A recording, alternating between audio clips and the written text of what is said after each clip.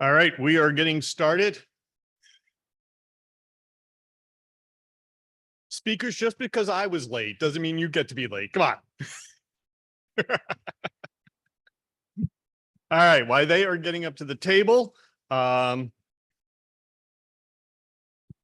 here on the Watershed Management Plans and Watershed Improvement Plans, how Watershed Management Plans can inform Watershed Improvement Plans. All right, thank you to our speakers. Thank you to our sponsors, because we could not have done that without either of them. Housekeeping, turn off your phones. We will have a Q&A. I promise to get to the Q&A questions if I can. We are recording and we will be providing the presentations. You will also send a recording of it, will be available to you on the conference app. We are offering CLEs, PEs, and CFMs. If you're an attorney, you must sign in, you must sign out, you must give me a blood sample, and I will be giving you a code because attorneys are not to be trusted. Please sign in. All right. We have two very good speakers and myself, Gabe Mann, Bureau Chief. He's why we're all here. And Brian Friedlich, Managing Engineer for One Water Consulting. I should have mentioned Gabe is from DEP, and then myself. Their bios are in the sheet in the program. Please read them in full. We have, again, a great amount of wealth, at least with those two. All right, why do we restore? So over the last year, I have heard from a lot of towns grumbling that towns now have to do a lot more on the MS4 permit. And I thought it would be important to explain the why. It's not because DEP is sadistic and they want to make municipalities do things unnecessarily. And the big thing that I've heard over the last year or so is this Watershed Improvement Plan. Why? This is ridiculous. The state should just be doing it. Well, and they should be the municipalities have to improve water quality to address TMDLs. They have to address water quality to deal with impaired waters. Those are waters that don't have a TMDL yet, and they have to reduce flooding. Most towns won't argue about the reducing flooding, but they'll say it's not my fault, it's someone else's. And I'm not saying all this because towns are bad, just towns have a lot of things to do. And flooding and stormwater water quality, when you look at waters, they think it's clean. So the why. The why. Come on. There you go. Why do we need to improve water quality and reduce flooding? Reducing flooding is because, well, the people of Trenton and Princeton, Manville, and everywhere else really like to get to work and not like to have other things floating in their basement. The water quality things, this is the harder part. This is the part we don't normally see. And I always go back, I'm an attorney, and this is sort of my Bible. I've read it back and front, the Clean Water Act. In 1972, we made a commitment as a nation to restore our waters, to stop discharges of water pollution, and to make our waters healthy enough for fish and shellfish and wildlife. I have those in red, those dates, because spoiler alert, we've missed them. We've done a lot of good jobs, but we've missed it. And that's on the federal level. The state level, with the New Jersey Water Pollution Control Act, which I think was 1977, kind of said the same thing. So the federal government, the state government made these commitments to our residents, our state. And in the surface water quality standards, which is in part of the way DEP implements those Water Pollution Control Act, it is the policy of the state to restore, maintain, enhance. It is a policy of the state for all waters to be protected as public water supply.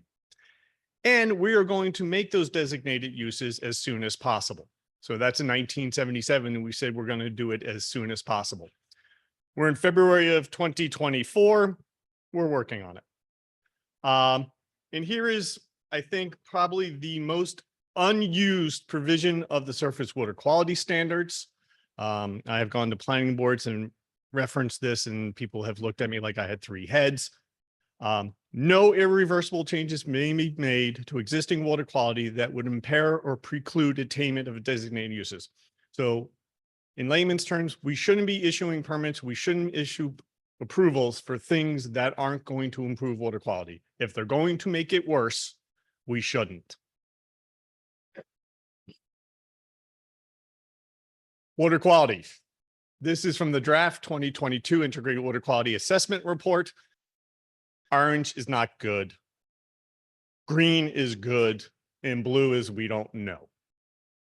There's probably a better scientific explanation, but that's me as a lawyer. Water should be safe and healthy enough for aquatic life. The bugs that live in them, we had said by 1983, we would make that so. And if I had more time, I would go through the 2010, 2014, 2016, 2018, 2020 reports, and you would see almost the same. As I said earlier, we're supposed to meet those TMDLs. Total maximum daily load, basically a pollution budget. How are we going to restore waters? How are we going to make those waters meet standards? How much pollution can we put in them? And they meet them. Oh, by the way, that's all the TMDLs in the state of New Jersey. There may be a white spot in there where there was not a TMDL, but I'm not sure. In that little graphic, that is what a part of a TMDL, but important is why, I'm pulling it all together. The MS4 permit, that stormwater permit all the municipalities have, is a discharge permit. It is, we call it an NJPTs, federal government calls it NPDES. And all those permits have to include those waste load allocations. If I had blown it up, you will see stormwater in there. A lot of the TMDLs will have an allocation for stormwater. That means we, through the MS4 permit, need to look at those TMDLs. We need to understand them, and we need to figure out how to implement them.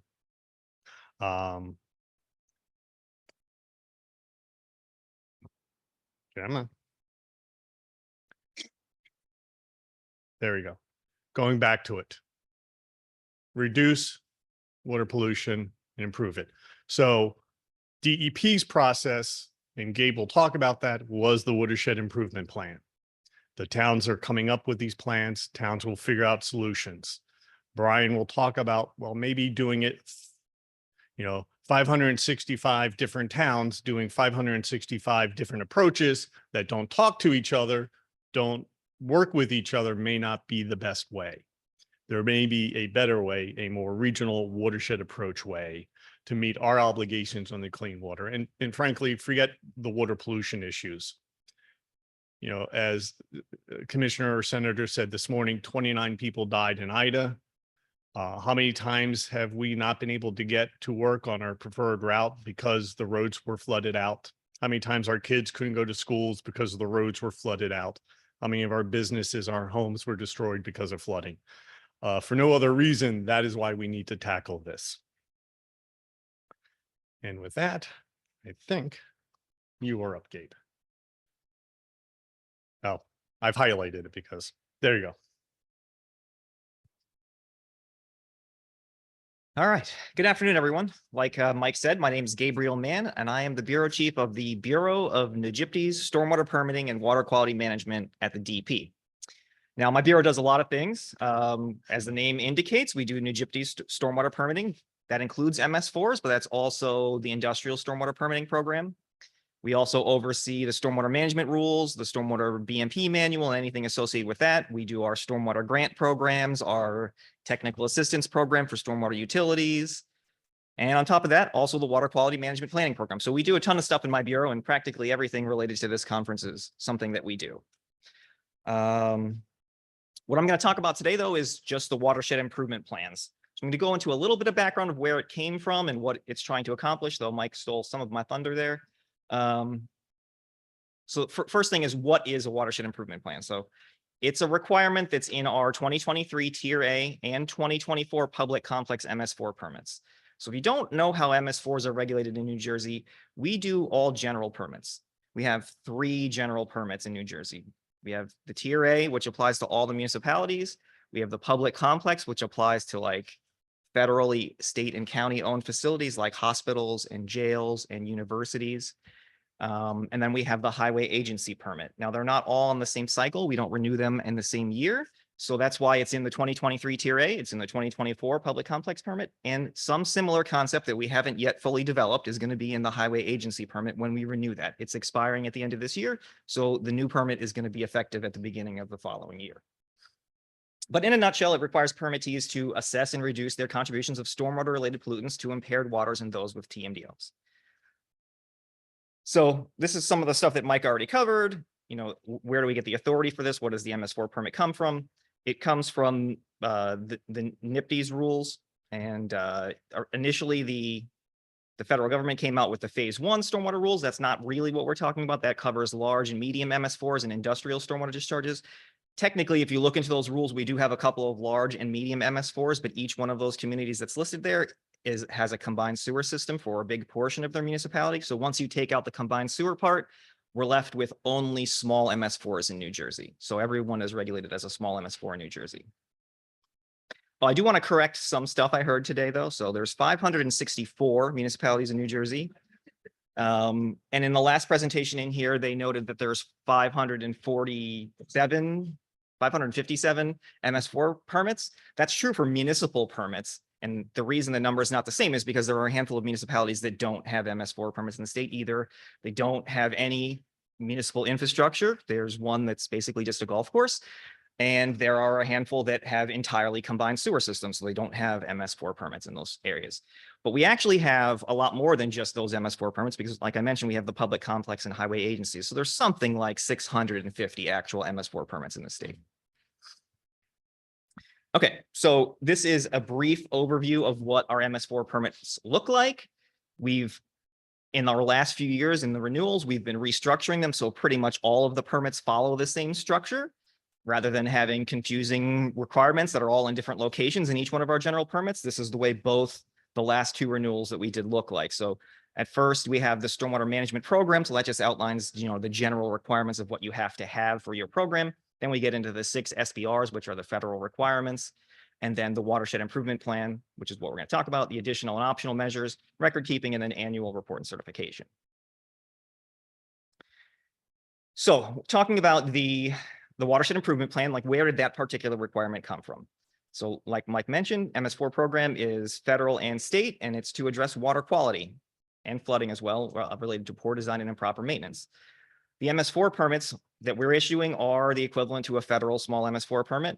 And the Watershed Improvement Plans are our method for addressing the existing water quality and flooding issues for MS4. So that's the TMDLs and the impairments, and similar requirements exist in other states, Pennsylvania, Maryland, and probably many others that I don't really know about.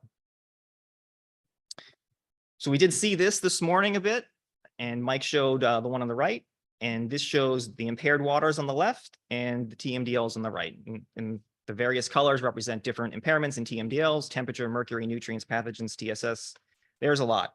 We're not necessarily requiring someone to address every single one of these in their watershed improvement plans. It's only those that are stormwater related. So if, let's say you had an impairment for a pesticide that's not even in use anymore, that's obviously not going to be stormwater related. But the vast majority of these are caused by stormwater, or at least largely caused by stormwater. Now, to what Mike said, is there a spot in there that's white? Yeah, there is. There are a few places where there aren't TMDLs, and there are a few places where there aren't impairments. But as far as I know, there is no municipality in the state that doesn't have at least one TMDL or at least one impairment within their boundaries. This is a graphic showing the sensitive waters in the state. And I really just show this so you can see that, first of all, they're located pretty much everywhere in the state except in some central areas. And if we compare this map to the other one that we just showed, and I think I have that on the next one, yeah. So you can see that once you put them together, that really, just because we have these high quality waters, the C1 waters and our outstanding waters, that they're not immune to impairments or TMDLs. You can see that, in fact, every one of those areas, like I said, has one or the other, because pretty much everywhere in the state does, including all of our sensitive waters. Now, they have higher standards to meet, so it's a little easier for the water to get impaired because they have a higher standard there. But nonetheless, we're pretty much dealing with this everywhere. Okay, so I'm going to get into a bit about what the Watershed Improvement Plan is. This first slide just covers the general goals of the Watershed Improvement Plan. So the goals are to improve water quality by reducing MS4 contributions of pollutants to water bodies with impairments and TMDLs, to reduce and eliminate flooding with priority given based on human health, safety, environmental impacts, and frequency of occurrence, and to develop this plan with input from residents, businesses, neighboring towns, and other dischargers. So we don't want this plan to just be developed by the municipality. Of course, we know that if you just do that in a back room, you're never going to be able to implement all the projects that are necessary to make any significant water quality improvements. So it does need to be developed with input from everyone involved. This is a breakdown of the various phases of the Watershed Improvement Plans. So we've broken it down into 3 phases. Phase 1 is the Watershed Inventory Report, we call it. Phase 2 is the Watershed Assessment Report. And then Phase 3 is the final product, the Watershed Improvement Plan. Basically, the first phase is to just gather all the information you need, right? Gathering up all your locations of your stormwater infrastructure. I'll go into that a little bit more in the next slide. Phase 2 is to actually start assessing where you can do projects and how you can implement them and how you can improve things, and then to start your public engagement process. And then Phase 3 is to summarize everything that you've done and put it together into a final plan and come up with an implementation schedule for it. So again, this is now looking at what the actual permit language says. So this is the general requirements. Some of it's the same as I said before, but if we get into the specifics, the permittee has to solicit input from stakeholders, including residents, business owners, owners of private stormwater facilities, other municipalities, and other discharges in their sub-watersheds. And they have to conduct semi-annual public information sessions. They can be in person or virtual, and it has to start on January 1st, 2026 or earlier, and has to last throughout the development of their plan. They could arrange that in many ways, but we try to make things as easy as for people as possible. So if they already have existing meetings, of course, you can just put those on the agenda for the existing meetings you already have as well. You don't have to necessarily create something new. All right, so this is the permit language for the Watershed Inventory Report. Basically, it's an electronic map. We want everything to be electronic going forward. I hope that's not unreasonable. But it has to have all the stormwater outfalls that are owned and operated by the municipality. That should be something that they already have, because having a map of that has been a requirement since 2004. Then they need the drainage area that goes to each of those outfalls. So that's something new. They've never had to actually figure that out before specifically. I mean, many of them may have that information to some degree, but we've never asked for it before. Then the receiving water bodies, that's fairly obvious. The water quality classification as well is pretty easy to get. Then they need all the stormwater interconnections from their municipality into other entities' storm or sanitary sewer systems. So this is a big one that's difficult for municipalities to figure out. And it's, at least at this time, for anyone that hasn't already finished this map, and there's like 1 municipality, I think, that sent us this completed map already. Most of them don't know that information offhand. They also need the drainage areas for each of those. They need stormwater connection points into other entities' storm sewer systems. So like into private developments that are in their community, or to hospitals and things like that. They need all the storm drain inlets that they own and operate, which is one of the biggest undertakings, because that's going to be the highest number of anything that they have, is the number of storm drain inlets. They need the areas associated with each TMDL. They need areas associated with each water quality impairment. They need to include their overburdened communities, their impervious areas, and then the location and ownership of all stormwater outfalls and basins and infrastructure that are not owned and operated by the permittee. So that's all of the privately owned stuff in their municipality. That is probably the hardest thing for them to get. Maybe not the basins themselves. Those aren't that hard to find, but knowing where every stormwater outfall is going to be difficult. I don't expect that every version of this is going to be perfect, and I don't think anyone expects that. So it's really just trying to do your best to gather this information. Now, much of this is information that you can get from our website already. So anything that has to do with the TMDLs, the impairments, I'll show a tool that we're creating a little bit later about making it really easy for everyone. But a lot of that stuff can just be downloaded from our website already in GIS format. Okay, and I should also mention the due date. So the due date for the Watershed Inventory Report is December 31st, 2025. So the end of next year. And that essentially gave the municipality 3 years from the time when we initially enacted this requirement. Okay, So the second phase is the watershed assessment report. So this is the phase where they're going to take all the information they got from the first phase and start to assess where their water quality impairments are and what kind of projects they can do to reduce them. They need to come up with an estimate of the percent reduction in the loading of the TMDL and the impairments due to the projects that they're going to come up with. And then they need to do that public engagement like I talked about, and they need to summarize what happened there. And they also need to start listing where they're going to get the funding for these projects. We listed a couple suggestions in the permit of what they can include, but by no means is that supposed to be an exhaustive list of where they could get the funding. And then they need an estimate of the implementation schedule. Of course, everything here is just an estimate because this is still supposed to be put out for public comment, so it's not going to be a finalized version of the report. One of the other things that I want to talk about here is something that came up a couple times already in the conference, and that's what's the target for municipalities to meet.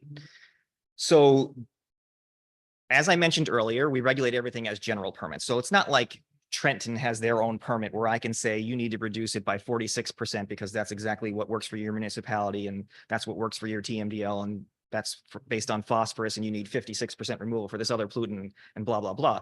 I can't do that in a general permit. I mean, conceivably, I guess we could have a huge table that fills up like 50 pages and insert that into the permit, but that doesn't really make any sense. So there are percent reductions in all of the TMDLs already that they're supposed to target. And that's what we want them to do when there's a TMDL, to target the percent reductions that is assigned to their municipality in the TMDL. It's a lot more complicated when it comes to an impairment because there's not a TMDL. There's no assessment of what exact loading is going on. You just know that the water quality is not meeting the standard, but there's no assessment of anything. So in those cases, there is no target. We couldn't really assign one. The last talk that was in here, and I'm sure you weren't all at it, but in the last talk, they were talking about what they do in Pennsylvania. So they have a target of like 10% needs to be reduced for certain pollutants. And that makes sense. And maybe we could do something like that in the future. But keeping in mind that this is also the very first phase of these, people are just developing these now. We're not actually requiring any implementation of this under this permit cycle because the report itself, the final report, is going to be due on December 31st, 2027, which is also the same day that our permit is going to expire. So we're going to have to develop a new permit that's going to go into effect in the following year. And that's most likely where we're going to start setting the targets of what they have to implement. Like, obviously, you're not going to have to implement your entire watershed improvement plan in year one, in year 2028 and be done then. That's not going to be possible. So we're going to have to set out timelines for people to actually implement them. And that's where we can try to set some targets for impairments once people have actually come up with some ideas of how they're going to try to address them. All right, and the last part of the watershed improvement plan is the final plan itself. Like I said, it's due December 31st, 2027. So this really is just a finalization of everything else that had to be done already. So it's going to be a summary of the proposed locations and load reductions of their projects, a summary of the public comments they received, and a listing of what kind of changes they made to the plan as a result, a summary of how they're going to coordinate those projects with other regulatory requirements. And there's a huge suggested list of regulatory requirements in our permit. It's, again, not intended to be all-encompassing, but it's really there to make people think about how this is going to interact with a lot of other different initiatives and programs that are going on in their jurisdiction. It's going to have a schedule of their projects, a schedule of the public information sessions they're going to continue to do, and problems that are outside the jurisdiction of the permittee. So I think that a lot of that might come back and say, like, this is related to agriculture and that they don't really have control over what happens on those properties. So those are things that we want to get a handle on so we can try to find ways that maybe the DEP could regulate them. I don't know if they have perhaps certain industry that's going on in there, and like we could take a look at our industrial stormwater permit that we have for them and maybe enhance that permit to try and help them and do it. But we need that listing of what the municipality can't address so we can try to find other ways to get to it. And then costs broken down by year and project and funding opportunities that they're going to seek. And we definitely want to have a focus in there of how they're going to address the problems in their overburdened communities and how they're going to prioritize those. All right, so that really summarizes the permit requirements themselves. So I want to talk just a bit about a tool that's draft right now that I hope we're going to get out available to the public in maybe about a month or so. We're calling it right now anyway, still draft, the Watershed Evaluation Tool. And this is a tool that you're going to be able to use to really gather as much of the information that we already have out there all in one place. This is some screenshots of what it looks like. So you can click on a town and you can get this information. Right. So right here, if you just click on Trenton, you're going to be able to see all the HUC 14s they have there, the TMDLs that they have, the impairments. You're able to download the data. You're able to, you're able to use this tool to really get everything all in one place. So you can get all of the TMDL information, the impairments. Let's see, what else we got here? Yeah, again, this is looking at Trenton. So you can see that in Trenton, they have the PCB, TMDL, VOCs, all the stream sheds, their water quality classifications, all that is in here. So the biggest thing that we added that's not so easily available right now is the impairments. So now you'd have to like look to the 303D list and see what the impairments are. But on here, you'll be able to click on the municipality and see what the impairments are. It doesn't have to be based on municipality either. You can draw out areas and look at it that way, or look at individual HUC 14s, however you want to look at it. I'm not a GIS expert by any means, so someone else will probably be a lot better off explaining this. But I do think the tool is going to be pretty useful for people going forward, and we plan to release it in the very near future. It's definitely just a draft. So our concept is that, we're going to release this tool and we're going to improve it as we go, as we find ways to improve it and other ideas that should be added to it. So this one is showing our existing mapping information. So this, again, is slowly being improved as people supply us with additional mapping for their MS4 infrastructure map that gets added into this. So you can see where that says there's numbers like, I don't know, it's probably too small maybe for some of you to see, but like it says there's 8 down there. And if you zoom in further, that'll start to show the actual outfalls that are in that location. That just means there's 8 right there that are in that general vicinity. The spots where it's an O, there's just 1 outfall right there. The different colors represent the different types of MS4 permits. So like the red one is municipalities. And if you see one that's green, well, if you see one that's blue, that'll be the public complexes. One that's purple, that'll be the highway agencies. So all that information is there in the tool as well. This one shows the impervious surfaces and the overburdened communities. So basically all of the information that's currently GIS available that's supposed to be part of your watershed improvement plan is something you can get all here in one place. The last thing that I want to show is another tool that we're going to be releasing very soon. So this is to help people determine what potential improvements they can get from various projects or various BMPs. Now, this is going to be one long table. I had to break it into 2 slides so it was readable. But this is just a listing of basically anything that we could think of. We did research to try and find what % removal could be associated with it. In many cases, you can't assign a % removal to something. There's just no way to do it. Either the practice itself, like agricultural BMPs, is just too broad in general to assign one to, or, for flooding, I can't assign a % reduction in flooding to something. So the X just indicates that there is some benefit to it. And then the number above it is going to be referenced to a table that shows where the source is for that. So you could go take a look at that and read the information about how they came up with anything related to it. And here's the second part of it. So this one mostly covers the BMPs we have in our BMP manual, but we're not, our BMP manual really only discusses mainly TSS, and there is some small section that discusses phosphorus and nitrogen removal of things, but this goes well beyond that to all the main pollutants that we're talking about for everything. So, a lot of this is taken from other states' BMP manuals, but there's a lot of different sources. I think there's about 35 different sources that are on here, and this is going to be put on our website, I would say, within that same time frame, about a month or so. All right, so that pretty much covers what I'm going to go over. And turn things over to Brian, or back to Mike, maybe. Right before I turn it over to Brian, for those attorneys in the room or in the virtual world, your code is JL8NM. JL8NM. With that, Brian. All right. Hi, everybody. My name is Brian Friedlich. I'm a managing engineer at One Water Consulting, and I'll be talking about a regional approach to watershed improvement plans. And that might seem like an oxymoron a little bit here, because Gabe has talked about how the watershed improvement plans are a municipal requirement, and that's true.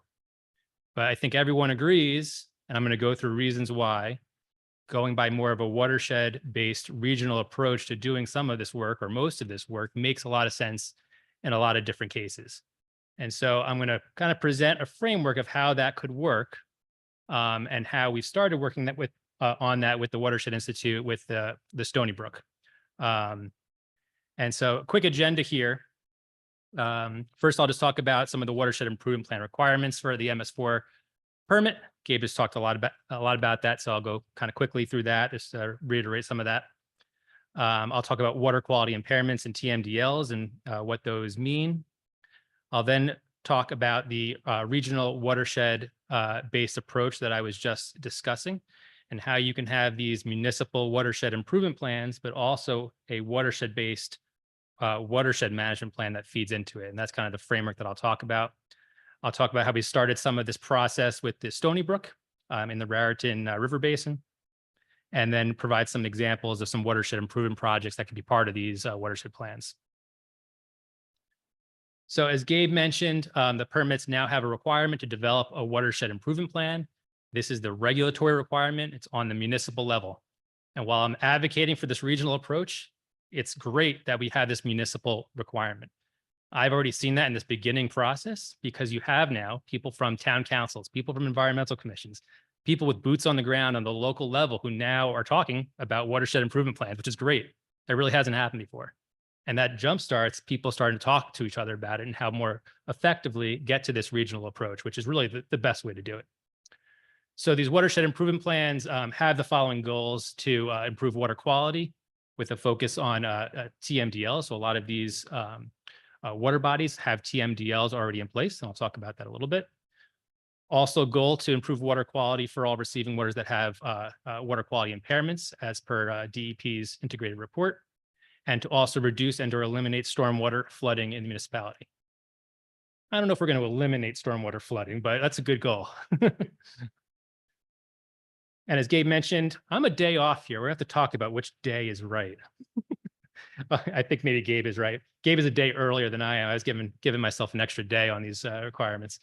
But the first step will be a watershed inventory report, which is really just gathering all that data, as Gabe had mentioned, summarizing, mapping infrastructure, those drainage areas and outfalls, interconnections with different municipalities, TMDLs and impaired water bodies, overburdened communities, et cetera. Then you're moving into the watershed assessment report phase, where you're looking at possible projects that you could implement. You're looking at the different sub-watersheds and how you can effectively implement projects for water quality reductions and load reductions, kind of looking for that low-hanging fruit. You know, it might be better to do more projects in one area of the watershed than another area of the watershed. And again, if you're doing it on a municipal basis, you might not see that. Much better to look at the whole watershed kind of as a holistic view. And then after that, you're moving into the final watershed improvement plan, where you're putting all that data together, all the work you did on the assessment, and coming up with a finalized plan of what you're planning to do for implementation, what the costs are going to be, what the schedule is going to look like, what funding opportunities there will be, and how you're going to prioritize overburdened communities. So some useful links here. I put a link to the MS4 permit.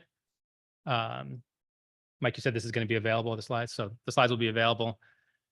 There's also a deliverable timeline sheet, which is very useful from DEP, and then some guidance documents from EPA and New Jersey Future. There's a Green Infrastructure Municipal Toolkit. And then on the right there is a primer that I worked on with New Jersey Future that basically summarizes all of that information in the permit into kind of a simplified form that's easy to work your way through if you're someone that's maybe on a town council that wants a quick view of what is required and when it's required. Okay, Gabe already mentioned this, so we'll go through this real quick.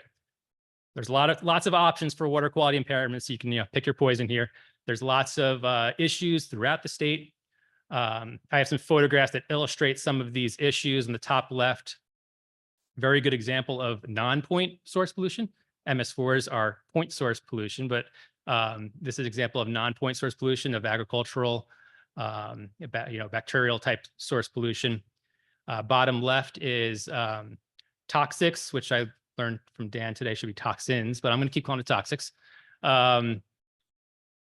Also trash, debris, that sort of thing.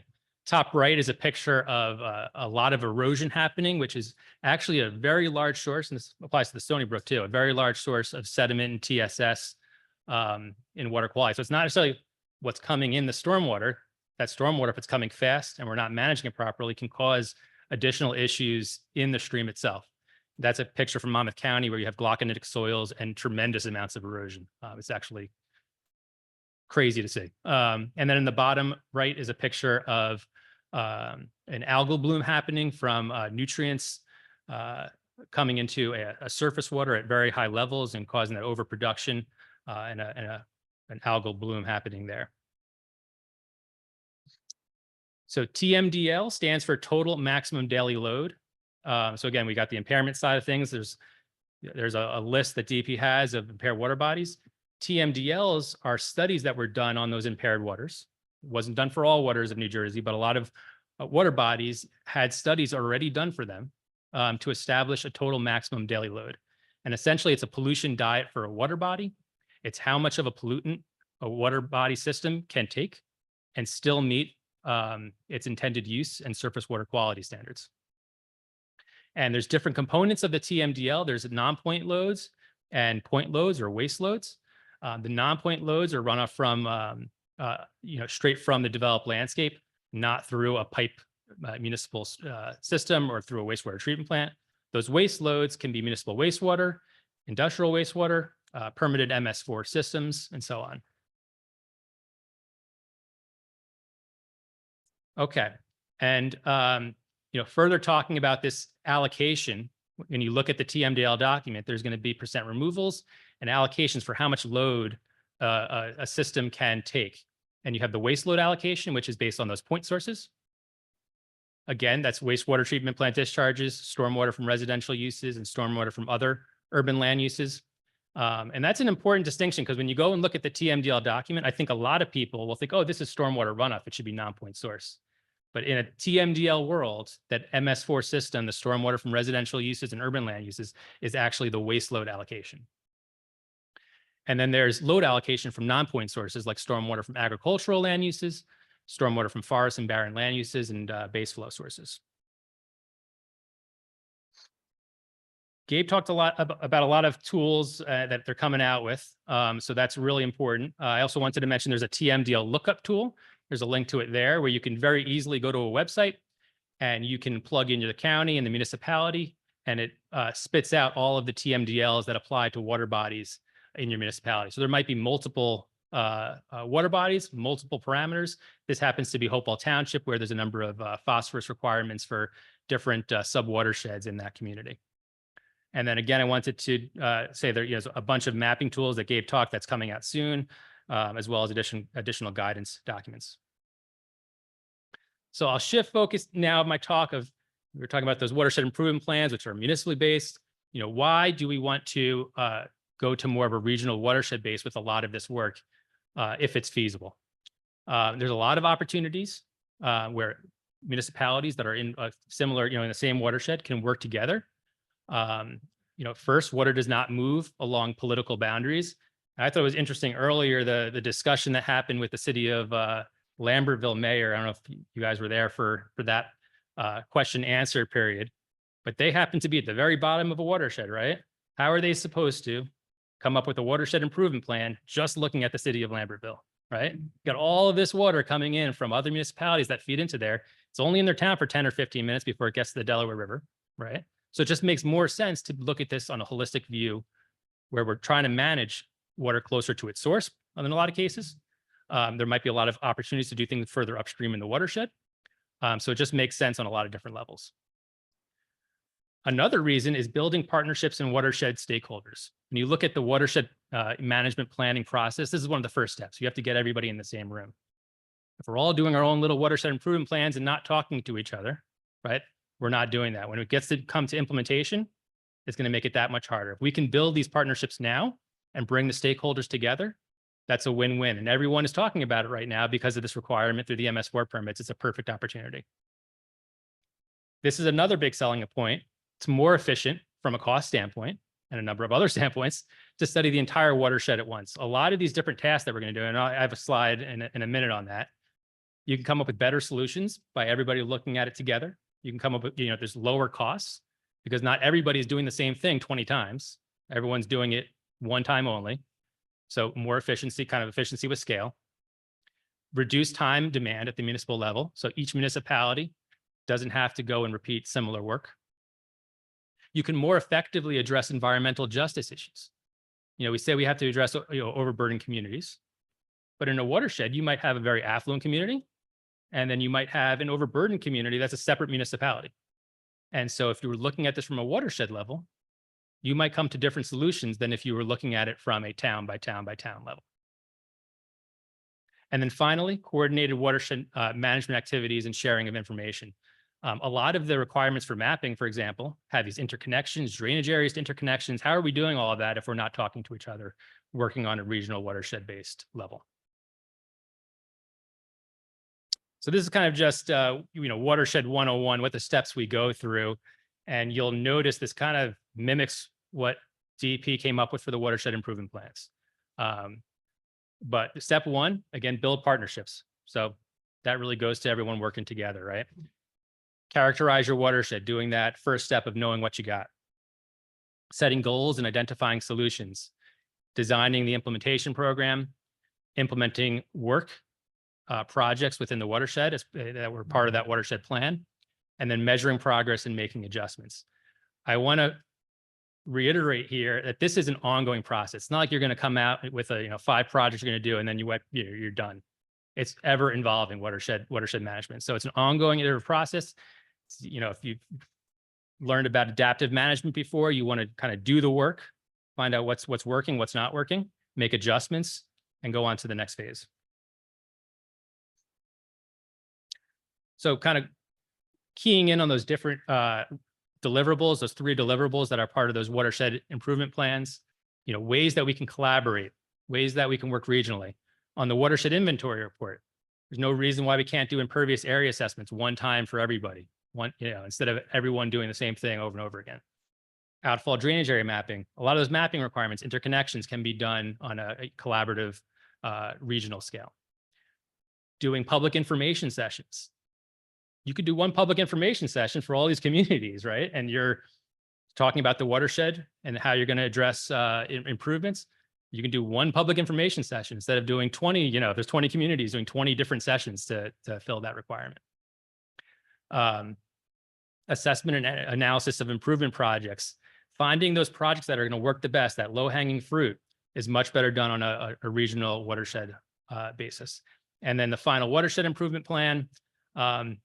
I think funding opportunities, if you have multiple municipalities working regionally, you're going to have a lot more options for funding down the road. You're working collaboratively. There are going to be some bigger scale projects probably. And there's going to be opportunities that arise that you wouldn't necessarily have if you just had a small little municipal base plan. So this is kind of a cartoon. It's probably not the best, but what I wanted to get the point here is that we're talking about a watershed management plan, which is the watershed-based plan. That's just terminology. But a watershed management plan, that's what's being done on a watershed scale. And then those bottom 3 are the watershed improvement plan deliverables, which is really the regulatory requirement. And what you have here is you could have a watershed improvement plan for a municipality that has multiple watersheds in it, right? You could have a town that has 3 different watersheds that have to be included in that watershed improvement plan. Similarly, you could have a watershed management plan that has multiple municipalities. Actually, most will have multiple municipalities, but they can work together, and there can be a framework where it can be done regionally. So the watershed improvement plan, again, is the requirement in the MSVAR permit, and each municipality is responsible for preparing that watershed improvement plan. But this regional watershed management plan can be a key component that gets plugged into each one of the municipalities' watershed improvement plan. And so I wanted to talk about the Stony Brook watershed example. It's something that we've been working with the Watershed Institute and the towns in the Stony Brook and getting this going. And there's a lot of interest in this moving forward. But the Stony Brook watershed, it's part of the Stony Brook Millstone watershed that drains to the Raritan River. It's 50 square miles, includes 6 different municipalities. It's largely category 1 waters. And it's pretty much mixed between urban, forest, and agriculture. I was kind of surprised how much agriculture there is, but there is quite a bit. But it's almost a third, a third, a third, a little less agriculture than the other two, but really a mix of different uses here.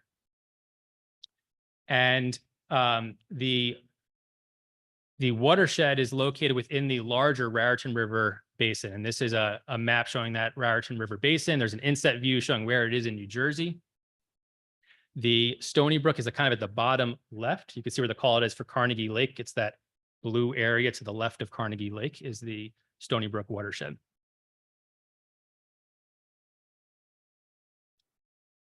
And within that TMDL, there's requirements for different pollutants, and phosphorus was one of the main requirements here.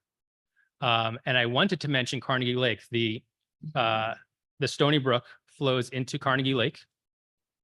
This is of particular importance because Carnegie Lake in 2022 had a major harmful algal bloom, which impacted the lake, impacted the downstream Millstone River, and impacted drinking water intake for the state of New Jersey. So major consequences here. You know, this is stuff that we need to do. It's important work. And when you look at the TMDL, there's major reductions required for phosphorus, which is not surprising because we've seen all these issues that are happening in Carnegie Lake. What I would drive home here is the waste load allocations that are in the TMDL are extremely high, 84%. It's bordering on not possible to do. So there is a lot of work that needs to be done to try to get to a place where we are, you know, getting close to meeting the goals and targets in the Stony Brook and Carnegie Lake. Obviously, Stony Brook isn't the entire drainage area to Carnegie Lake, but it is a major contributor. Flows through Princeton and then discharges to Carnegie Lake. So what are some of the goals that we're looking at accomplishing as part of this Stony Brook Watershed Management Plan, this regional approach?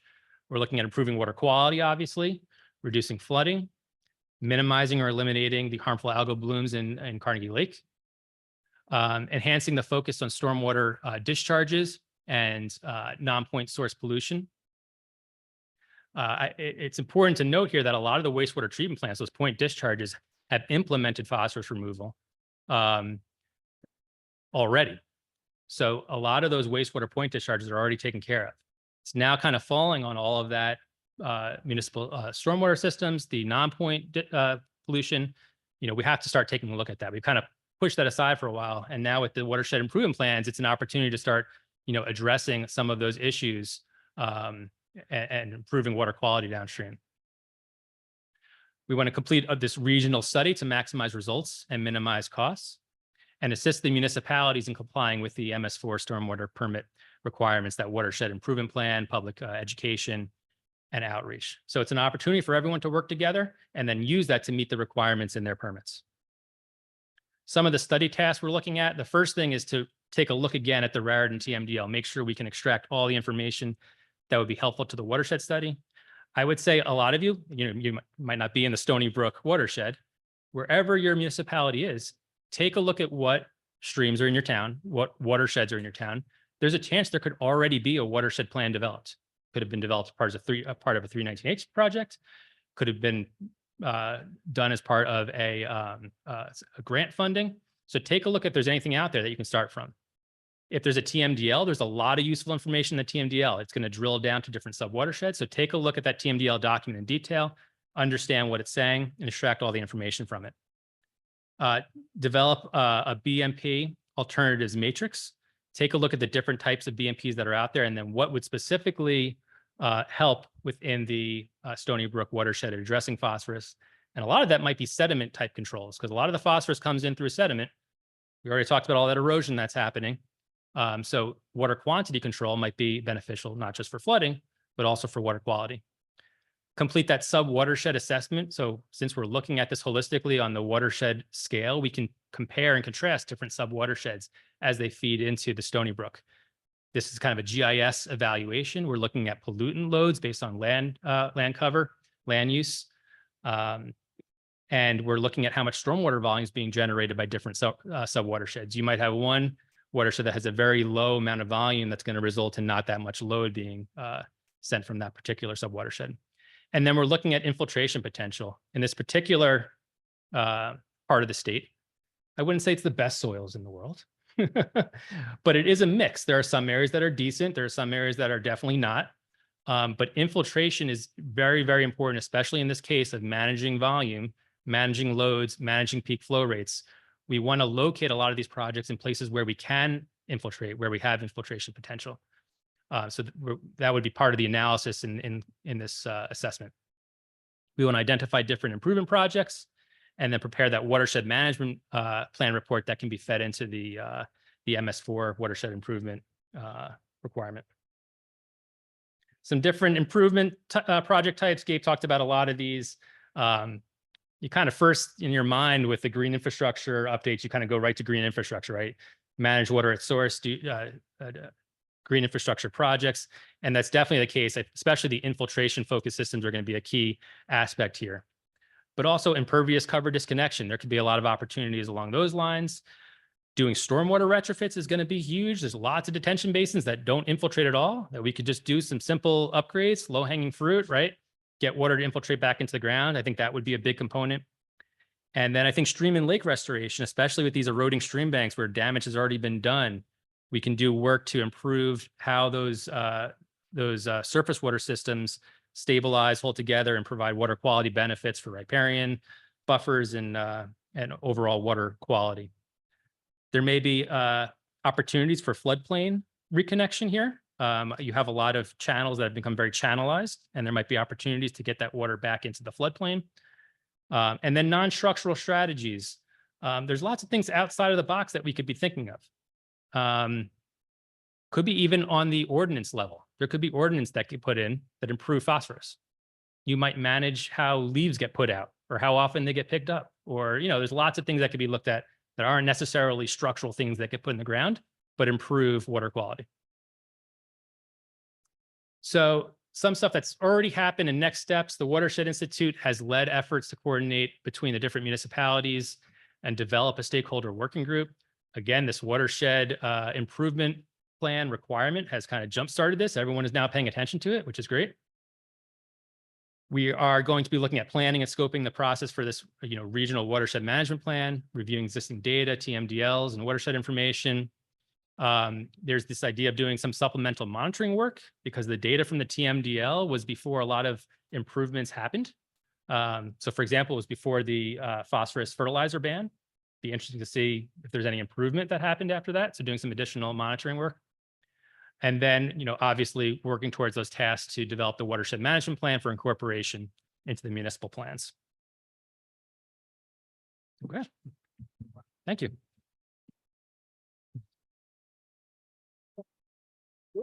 Questions? Yeah. All right. Let's turn it on.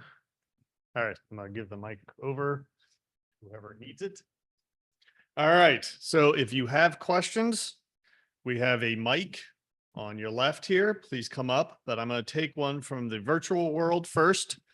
Is road salt chloride is it an impairment or will it be considered for a TMDL?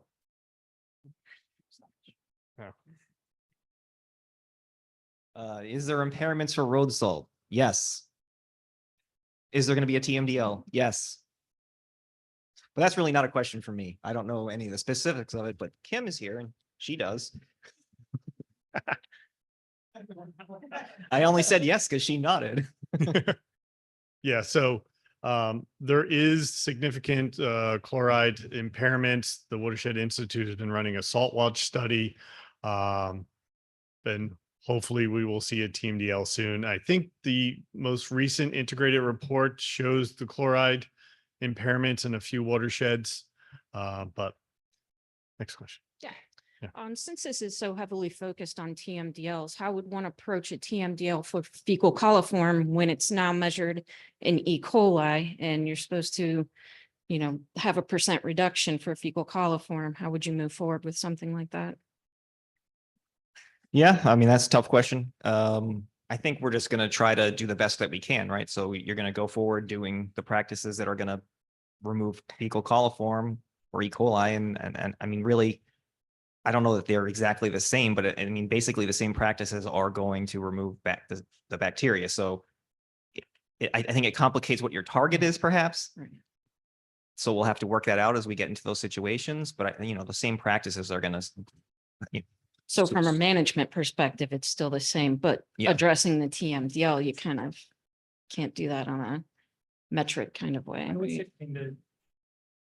The same thing happened in point sources with wastewater treatment plants. And so I think it would be a similar type of conversion where, you had a effluent limitation for one, and then it got converted to the other. It doesn't change how you do it, right? It's just what that numerical target would be. And there's I don't know what it is off the top of my head, but I think there's a scientific. Is there is a translator that's available or? That I don't know. Do you know that? Well, if they already dealt with it for treatment. Yeah. Take the mic, please. Yeah, that's just like, I don't work in the program that regulates treatment plants, so I don't know exactly how they managed it. But if they were already able to figure out a way to do it, we would probably just follow the same procedure. Kim may actually know what they did, but she's not up here, so she doesn't have to answer the questions. I can run a mic back. Thanks. All right, I'm going to take another one from the virtual world. I'd like to hear more about how the watershed improvement plans will address flooding. Will there be targets for capturing flood volumes for the larger storms? Yeah, so the watershed improvement plan doesn't specifically have targets for capturing any particular storms for flooding. But I think the concept really is just that if you're going to spend all this money to put in stormwater infrastructure specifically for water quality improvements, it doesn't really make any sense to not also put that in places where you have flooding problems, because you're spending that same money, you're spending those same resources. You might as well also address the flooding issues that you have at the same time. Not every practice is going to be able to address flooding, but many can do both. And and Brian or Gabe, correct me, but if we do floodplain restoration, if we do stream riparian zone restorations, that will also help reduce flooding because it's giving water someplace to go other than straight downhill. Yeah, and I would also add, that's one item that can be more of a local level kind of thing. In a lot of towns, the folks on the ground know the problem areas, the flooding areas. And sometimes it's more, understanding what your collection system looks like. There might be a particular area that needs more work. So that could be more of a local level type of. You're sort of looking at me like it was my question. It was actually an online question, Okay. but Yeah. thank you. Nope. All good. I just don't want to give up Yep. my question. Yep. Yeah. Nope. So I want to ask how much you guys have been talking to each other. And specifically, I mean, everything that you said, Brian, makes perfect sense to me. I understand, Gabe, what you were talking about in terms of what's required from the municipalities. The concern I have is if you do a regional plan and it comes up with recommendations that all the projects, everything that needs to get done is going to be happening in, 60 or 70% of the communities, that those are the projects that make sense. They have the biggest bang for the buck. They have the environmental, or the best impacts for the disadvantaged communities. So what about the other 30% of communities who are submitting essentially their watershed improvement plans, which don't require them to do anything? Is that cool with Gabe? And, those are, I guess that's what I mean when I say how much you're talking to each other about how these things interface. Okay, David, you stole my question. Are you talking about that from a financial perspective or from a Locational perspective. locational perspective? Yeah. Okay. So, I mean, well, go ahead. Well, part of it is who's going to pay for some of this, right? That's certainly part of that. And it's certainly possible that a plan could show that most of the work is going to happen in some municipalities and less in other municipalities. As far as what Gabe would say, I'm going to let Gabe answer that part. Yeah. Well, I mean, I think to follow up with what Brian said, I don't think that a plan will exist that it's like you're describing. There might be a plan where locationally most things happen outside your municipality, but you are still discharging those pollutants in your stormwater runoff. So there's no way the other municipalities are going to sign on to let you do nothing, right? They're at least making you pay for the projects that are happening in their municipality, or pay for the studies that were done to develop the plan or something. I can't see how But the this is municipalities just a agree to plan, do right? your work. At this, I mean, the requirement from the state is just for a plan. It's not for actual implementation. At the end Yeah. of 2027, yes. Right. And then there will be a permit that requires implementation.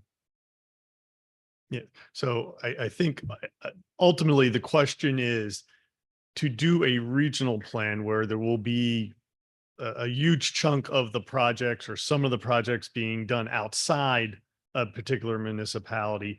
From a permit perspective, how do we work through that each municipality is contributing to the solution, but are still legally on the hook for the responsibilities, but yet it's still regional.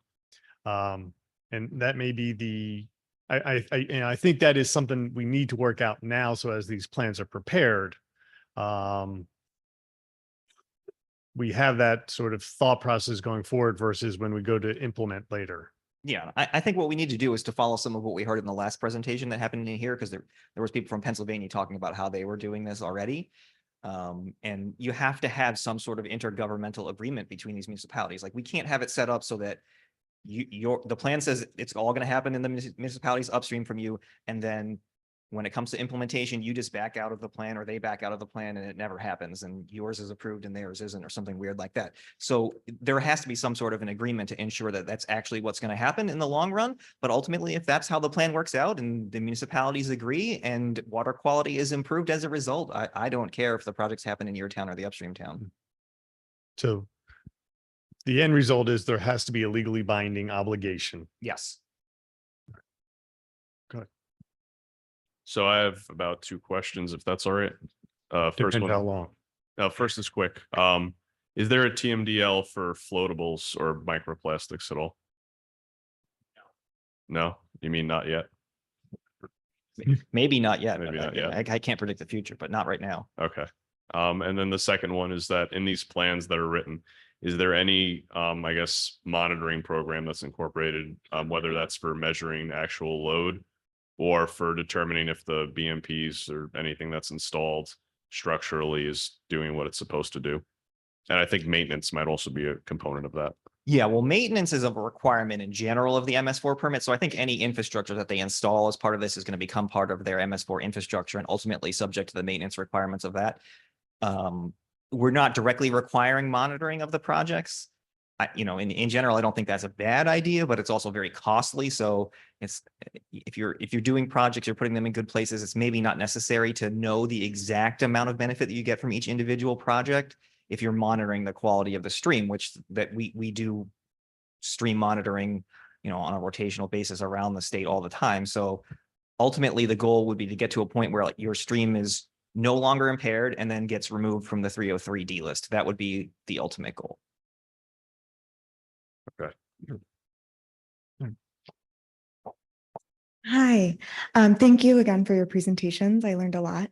My name is Sophia Calcaterra Hull. I'm a county planner for Hudson County. So I have 2 questions from that county perspective. Gabe, at the beginning, you mentioned the distinction between the municipality MS4 permits and then the public complex permits for county level. So I just want to clarify, with these watershed improvement plans, are they also for the county or just at the municipality level? Well, it's both. So there's 3 MS4 permits. The ones that apply to municipalities, and of course it's a requirement in theirs. Then there's the public complex, and it's a requirement in theirs too. That permit just came into effect January 1st of this year. So if you haven't had a chance to take a look at that, you can go ahead and see what the requirements are in there. There are definitely requirements for watershed improvement plans. That, I mean, ideally you would work with the community that your public complex is located in. But again, similar to why we didn't, like, we can't really require that directly because I can't force people to work together. So at least if I give you the requirement, we can try to encourage you to work together. And then also there's the highway agency permit. So of course, Hudson County has one of those as well. But that one is not renewed yet with this requirement, but we are working on that renewal this year. We'll probably be doing some stakeholdering in the next few months to start the process of renewing that permit and determining exactly what the watershed improvement plan requirements are going to be in that permit. I think it's a little more complicated to figure out how we're going to do it in the highway agency permit because the municipality's got its boundary and that's where it is. And the same with your public complex, but the county has roads everywhere and they cross through lots of HUC 14s and lots of different TMDLs and impaired areas. So it's a little trickier to come up with exactly how they would do theirs. Yeah, gotcha. So those would be different timelines than the timelines you Yep, mentioned. everything will be on slightly different timelines. They're all the permits are 1 year apart from one another, basically. Gotcha. Okay, that's helpful. And then secondly, thinking more regionally now, are there opportunities for the county to, or, like sitting as a county with all our municipalities, do you have suggestions of how we can help to facilitate a regional approach, even if it's not required? I know sometimes we don't tend to do things that aren't required of us. So just looking for tips or Well, suggestions. I mean, I would say just for a start, just even trying to set something up and have those conversations and be a leader in encouraging that in your municipalities. Mhm. Maybe if you don't even have any regulatory authority to require them to do anything, just being there and encouraging that, I think, can go a long way. And we've seen that with some of the counties that are, advocates of this. I think like Mercer County is heavily participating. Yeah, I was going to, for the Stony Brook example, Mercer County has been at the table. Okay. Okay. So I think you can help from a, getting things started perspective, simple as that. And then I think you can help out maybe from a GIS perspective. I don't know if Hudson County has a developed GIS system, but a lot of the mapping, if it's done on the county scale, can be a lot more efficient. Okay, thank you so much. All right. We have a great question from the virtual world, which I think this should come as no surprise.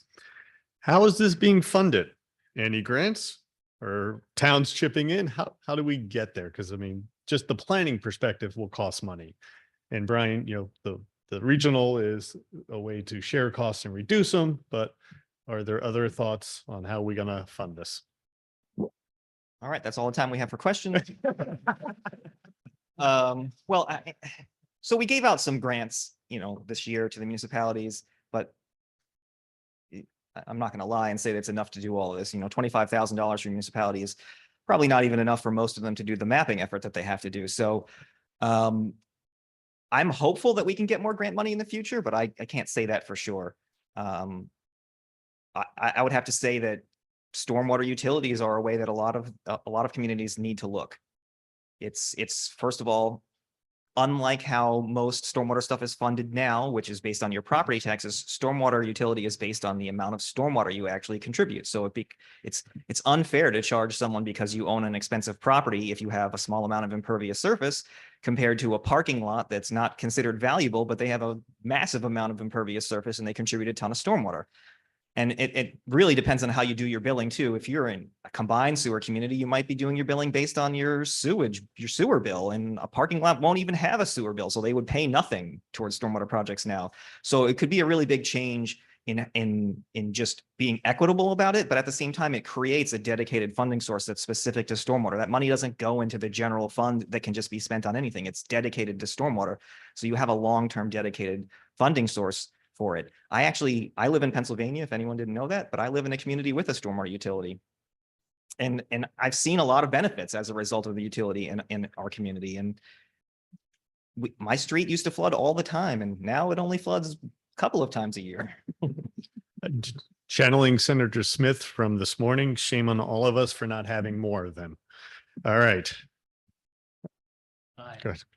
So my question relates to an 800-pound gorilla in the room, which is that it's a long way to Tipperary and a long way before the watershed improvement plans, much less the implementation of them.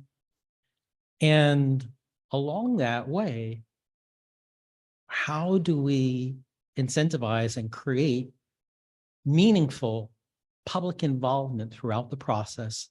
Not just a hearing at the end or engagement, but involvement throughout the process. And then also during that time, how do we prevent or limit watershed degradation? So in Monmouth County, we've had some notable experience of interjurisdictional cooperation to degrade the watershed.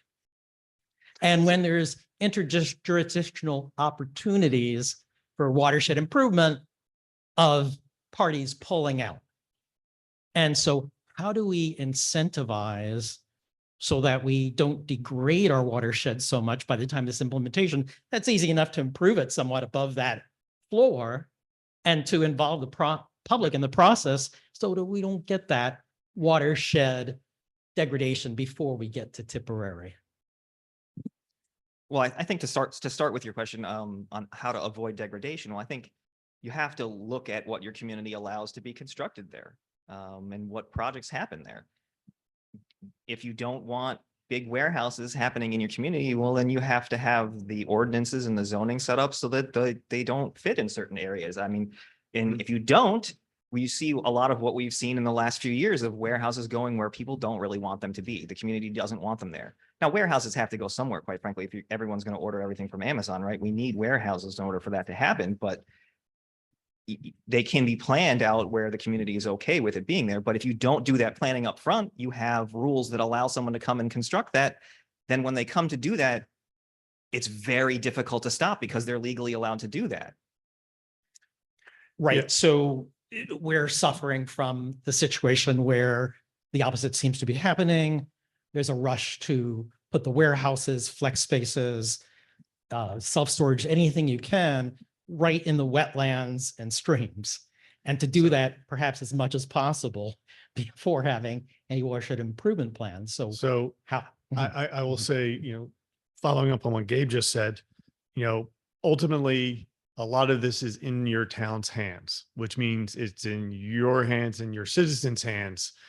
If your current governing body is not governing the way you think is good, rally. I know one watershed group was very unhappy with their local town and they eliminated their environmental commission. Well, one of those watershed groups rallied and got their member elected to the council and, shifting. There are ordinances, there are zoning, there's stream corridor buffer ordinances that can be implemented to make these things more protective, maybe do a little bit of the work ahead of time so that the watershed improvement plans and the ultimate implementation doesn't have to carry as much weight. And I would say capitalize on this watershed improvement plan requirement. It's a new requirement. It's something that you can go to your town and talk about and start the discussion, right? It's going to get people talking about it. And then watershed groups, if there are watershed groups in your area, that's a perfect way to kind of move things forward in the meantime. Yep. Maybe time to form one. Yeah. Is Last there question. a public process or engagement for the NJ wet tool development during the beta of that? Yeah, anything that we do that's related to watershed improvement plans, we're going to put on our website for public comment. Yeah. During the beta phase, like the Well, I mean, preparation. whatever you want to call it. Yeah. Mhm. I think it's fully functional at this point. So we could always add to or change things as it goes though. Yeah. Hi, I'm from Trenton. To the point of some municipalities not having the financial resources to do some of the planning that you're talking about. I would also argue that a lot of the impervious surfaces in Trenton are due to state buildings and parking lots. Is the state willing to work with the municipality on funding some of this planning? Well, I mean, I can't say for sure where I can get funding in the future, but certainly we're willing to work with you. And I think also you got to keep in mind that certain of the state buildings in Trenton are MS4s themselves, right? So like the Department of Ag building, I'm pretty sure is an MS4 because it's a public complex. Are you saying they should not be considered all as part of one No. regional? No, thing? I'm saying that they have they have a requirement in their permit to prepare a watershed improvement plan for their property. So I think definitely you should work together with them because they're going to be required to do it. Who leads that for the state that the city should work with? I don't know that offhand who the person is, but there's a stormwater coordinator assigned for every MS4 permit. So I can get the information for the stormwater coordinator. Are the state ones coordinated? I mean, is there Yes. somebody? Yeah, that they sort have a of stormwater oversees? coordinator assigned to them. Yes, definitely. And little known secret, and I don't know how this will ever work out, but under the stormwater utilities law, government is not exempt from paying that fee. Right. So just Yeah, definitely. there might be an incentive to work together. I just Just So- a I mean, that point. goes back to the equity part about paying for stormwater, right? So I didn't mention it before, but properties that are exempt from property taxes don't pay if you're charging based on property taxes. And so that could include government buildings or anything else that's exempt from property And taxes. to like expect the city of Trenton to pay significantly for Hmm. like real planning for this is like expecting a lot, Yeah. really. I mean, Just you know, saying, for a yeah. lot of municipalities, that's true. Yeah. Yeah. So I will also, just in closing, Brian talked about our work in the Stony Brook watershed. We have been pulling together the towns in the Assabink, which includes Trenton, trying to do something very similar. So we would encourage, participation in that. But with that, we are a couple minutes over, and I want to thank our speakers for their time. Very informative. I've learned things, which is the real reason I hold these conferences, so I can learn. Thank you all. We have a break for some snacks, and then we will have our last session. CEU forms, you can either put at the back of the room or put them at the welcome desk when you leave. So thank you again. And thank our speakers and our sponsors. All right. There we go.